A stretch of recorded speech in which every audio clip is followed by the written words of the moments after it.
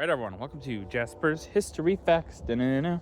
Well, today is November the 1st, and on this day in 1952, Edward Teller and other American scientists witnessed the first thermonuclear bomb being dropped on an atoll in the Marshall Islands.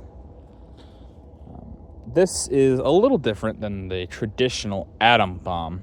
A thermonuclear reaction is a unstable but self-sustaining nuclear chain reaction that it's a little bit more powerful. And also something that is kind of lost because of the atom bomb itself. You know, the OGs, you could say. But something that's kind of lost is a lot of these bombs, as they go further and further on, are cleaner, if you could, that's a word you want to use, I guess, for them. That's kind of what they would use for them, in the sense that a lot of these bombs don't give off the radiation that we think of really today. They make them cleaner and cleaner and cleaner. And also a lot of these, a lot of this radiation doesn't last nearly as long anymore. And it's kind of, in a weird way, they tried to make the bomb safer, you could say, from environmental effects over long periods of time, as time went on. And this isn't even like the biggest the bombs will get. Obviously, we'll have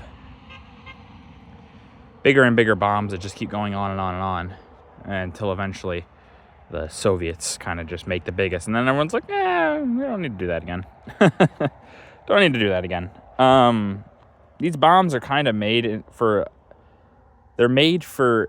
use and the use of non-use, if that makes sense. So, like, they're made to be used, but they don't ever want to use them, kind of thing, you know? They kind of want them to just sit there and be nice little defense mechanisms.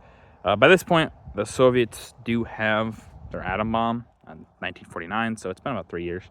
And it'll be basically an arms race. And that's not basically, it's what it is.